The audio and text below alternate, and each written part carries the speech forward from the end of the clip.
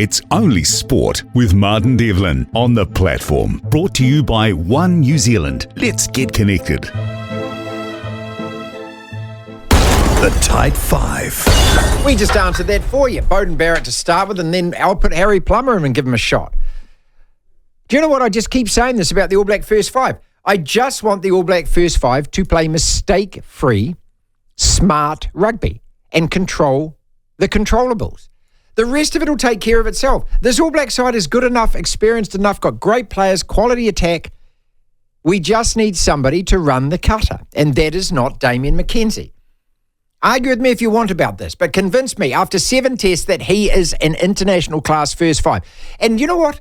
It's okay that he's not. That's the thing. We've tried him out. He's not. It's no national tragedy. We move on and we find the player that is going to be that guy. That's how it works. Man City Arsenal today. Is the title going to be decided between those two teams? Norris wins in Singapore. Can he overhaul Verstappen? Eric will be in the studio to talk about this in about half an hour. Top four of the top four in the NRL. I told you so, Lachlan. Did I not tell you so? I told you so. Lydia Co won again. 30th professional win. 3rd or 4th this year. What a remarkable year. And the White Ferns, who it's now getting to the stage where it's, you know, it's gone past embarrassment now. It's actually the wings off fly stuff. It's, you know, we had a kid down the end of our street when we were growing up who used to hit frogs with hammers. Yeah, I know. Yeah, he was that kind of kid. Obviously, he was in prison by the time he was 9 and been there most of his life, I think. I'm, you know, obviously being facetious about this, but a lot of very bad people start their badness by being cruel to animals. It's one of those things. You watch a lot of serial killer docos? I watched a lot of Forensic Files on Amazon Prime. Yeah, and quite often that's how they do it. They start torturing animals as and then they get to like the late teens, early 20s and they kill someone. Yeah, and then they start doing it to people. Okay, so I don't want to really hammer the White Ferns because they don't need it. And I don't have an issue with the White Ferns. I've got to make this clear. My issue is the way that the White Ferns are reported in the mainstream sports media. And you won't find a greater example than on Stuff today. Column by a guy called Andrew Vorman, who we know well, Vors, he's a good dude. But he's obviously under instruction from those above him that you're not allowed to actually offer any criticism or critique of these teams, especially if they're female New Zealand sports teams. This team's results are just abject. They really are. They're not a good team. They've got 2 or 3 good players. The rest of them, as Mark Watson continually says, are club athletes. They're not up to international standard, yet they get paid the most out of any professional sportswomen in this country. Therefore, they deserve scrutiny because of that. This is now 10 losses in a row. It is 9 T20s in a row. So it's actually, I think they've lost about 13 or 14 out of the last 15 games.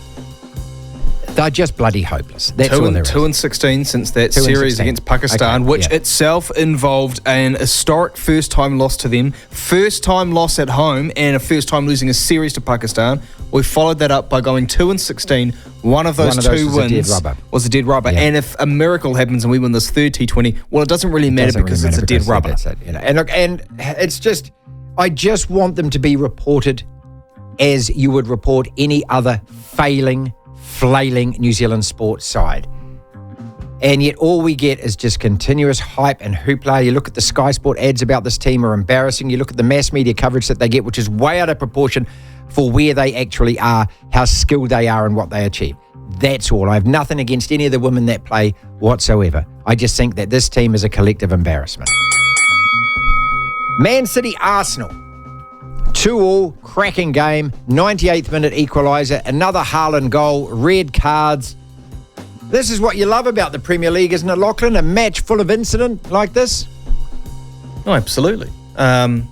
This is what you want. You want a game where a goal, like, it has literally everything. A goal at the very start of the game. It's got, you know, an away team scoring twice, and then the home team having to come back, scoring an equaliser in the 98th minute or 99th or whenever it was. You've got the two teams that are probably going to be the top two come the end of the season. You've also got a red card that's contentious, but it's fair when you look at the rules. And then you've got a whole lot of other issues within the game where Arsenal fans are complaining that, well, Man City players kicked the ball away. They didn't get yellow carded, and then there's sort of reasons as to why they didn't and whatnot, and then people calling, it involved literally everything. I got to say, I hate Manchester City. I don't hate the players. I don't hate the manager. I hate the construction of Man City and who they are now after they were bought by the Middle East, like every fan, right? And the cheating and the rorting. And the cheating. And so I love it when they get beaten, or I love it when they don't win. However, there's only one thing in this world I now hate more, and it is the whinging, it is the petulance, it is the immaturity, and it is the one-eyedness of Arsenal fans. Now, Liverpool fans may have been like this for a little while when we were competing under Jurgen Klopp, and I apologise if we were. I never personally did think I was this bad, but they are so one-eyed. When something doesn't go their way, it's the fault of the refs. It's the fault of the other team. When something goes their way, that shouldn't have gone their way. They never sit there and go, oh, okay, yeah, maybe we got away with one there. Whenever there's a contentious decision but might have been the right decision, they always complain there's corruption with referees. And the worst place to look at it, and you should never do this, and I do it too much because I like to annoy myself, is going on Twitter. Oh, stop it. It's just the worst. No. These fan accounts who lose their heads. Yeah. So it just infuriates me so much. And the team itself seems to carry themselves like they've won things, which I don't like. They haven't, no. Look, this is a Man City side that's won 4 in a row. They did what they had to do. It would have been a psychological blow if they'd lost that game. It wouldn't be a title killer. There are still 4 or 5 teams who are all up there, Liverpool included, Aston Villa included. Newcastle had a loss on the weekend to Fulham. Tom will talk about this. Tom read in a few minutes. And my lot were just, God. Well, you didn't lose. Well, yeah, I know, mate, but we're playing Crystal Palace. That's the level we are. I mean, that's the level we're at. Look, for a neutral to watch a game like that and to have all of that incident in it. Top text, did you see Haaland throw the ball at Gabriel's head after scoring? I did. I'm going to ask Tom about that because that's a red card offence, and this is where they need to retrospectively go back. So after the equaliser, Haaland gets the ball and he throws it in the back. Yeah, that absolutely, I just saw, but that wasn't punished. So what do you got to moan about, Arsenal? Oh, apart from that. The top four in the NRL, I said this at the start, I will maintain it. My Sharkies, Lachlan. Your Sharkies. My Sharkies. Yeah, okay. On the back of Nico Hines. Nico? Well, that or guy is he too. Nico now? Well, I tell you what, whenever he plays like that, he's Nico. He played well. He did. The Sharks played well-ish. The Cowboys were awful in that first half. Dropping the ball, missed tackles, just couldn't get themselves in the physical side of the battle and actually get the upper hand of that side of the game. The Sharks were the better team. But they weren't perfect. And I thought, geez, they're lucky they're playing a Cowboys team that is worse. They're going to get killed by Penrith if they turn up in that same fashion this weekend. But no, fair play. Top 4 of the top 4. This is what happens every year. I said the current NRL finals format, I told you it's this. good because I think it makes the finals matches, especially in the opening weekend, closer than the system used to be. But the issue with it is it does give you a bit more of an advantage if you finish in the top 4. And so it should. It should, but there also needs to be an element of the season not resetting, but coming a couple of steps back when the finals start. I'd like to see a bit more of a wild card element to it, because it is all a bit predictable. Which is what the old system used to be. Whether they have a week off between the end of the round robin and the finals? One thing that they used to do, that they could do, is that, and this will change a lot of things. So the first week of the finals, you've got obviously 1, 2, 5 and 6 hosting. The winner of the 5, 6, 7, 8 games take on the losers of the top 4, right? Mm-hmm. But the losers of the top 4 still host that second week. Yeah. Like the Warriors, for example, last year hosted. Now, but what they should turn it around. They should say that the team that in the top 4 that lost has to go on the road. They should do that. Because that's what they used to do. Or they just do what Super Rugby does and just lose as quarterfinal and make the semi-final. Yeah. If you lost but you're the highest losing seed, you survive. You know what I mean? You imagine every other sport in the world. You're playing Wimbledon, you lost in the quarterfinal. It's all right, you're in the semi. Yeah. Brilliant. But do you think that's fair? Why bother turning up? Like, if you go back 12 months to, it probably feels a bit unfair if you're the Warriors, I think if you're in the top 4, you deserve some advantage of being in the top 4 because there has to be a reward for the round robin competition. Otherwise, there's no point having Well, then go back to 1 versus 8, 2 versus 7, 3 versus 6, 4 versus 5. I'm happy. As long as every now and again we get an upset, and the biggest upset ever was the Warriors in 8th beating the number 1 seed Melbourne, right? Yeah, well, that happened in 08, that happened in 2010. There you go. It nearly happened in 2011. Okay.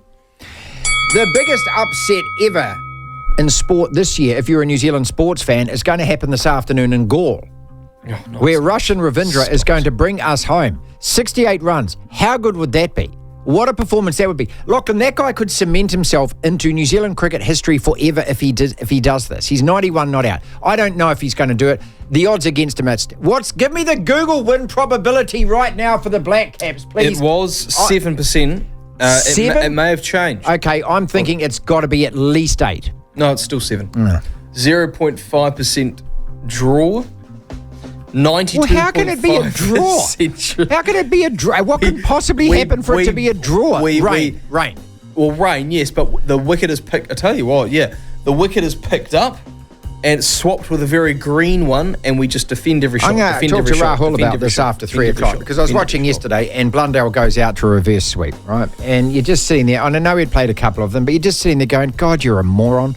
You know, well, the fact not that as a person, but what kind of shot is that? You got away with it a couple of times. It's not white ball T10 Abu Dhabi cricket, mate. It's a test match. Yeah. Where is the patience from your generation? Did you see Kane? No one Did you see Kane stumping? That was worse. Yeah, and so was Mitchell Santner, who just sat there and in the end just lobbed a. But this is what happens when you don't play enough in these. Yeah, that's it. Now, I'll when say your one brain quick thing. when your brain is looking at 30-second attention span, dick pic Instagram. That's not it. That's Stop what it. it is, That's mate. not it. I absolutely draw the parallel. But to be fair, we sit there and say that these guys don't play enough in the subcontinent. Our best, 5, 6, 7 players, don't they play in the IPL? Yeah. Don't they play in these UAE leagues? But look, it is just there's Test cricket is called Test for a reason. It's a test of everything about you, not just your ability, but you as a person. Tell you what they should do when these blokes aren't playing, like the blokes that aren't on these lucrative contracts, and we don't have a Test series. Why can't we just take a team over to Sri Lanka and play like a Sri Lankan A side? Stop it, mate. Stop it, mate. Eh? No, I forgot. It's not T20. It's not the T10 Texas tournament. Yeah, Do you think forgot. Trent Bolt would be interested in doing that? I forgot. We don't practice. Yeah. Eric, how you doing, pal? That's the attack dog. Eric Thompson's going to join us in the studio. We'll do that after we finish this tight 5. Final one, Lydia Co again. Let us celebrate the Lidster. 30th professional win. Yeah. Another tournament. This has got to inch her closer and closer to the ultimate Hellberg, doesn't it? She's had the career year here. Yeah, she's probably going to get it now because it was an even battle, if you will, between her and Lisa Carrington before, Dame Lisa Carrington, and now because she's won another event, this will tip it over the edge, surely. God, look at the dog. God, you're meant to be a guard dog. You're meant to be an attack dog. You're not meant to be schmooching up to Eric. Well, a dog that curly probably isn't. He's meant to be fearful and fearsome, Eric. He's from Herne Bay, mate. He's not protecting anything. Yeah, right. Okay, good point. That is it for us, ladies and gentlemen. It's Only Sport with Martin Devlin on the platform. Brought to you by One New Zealand. Let's get connected.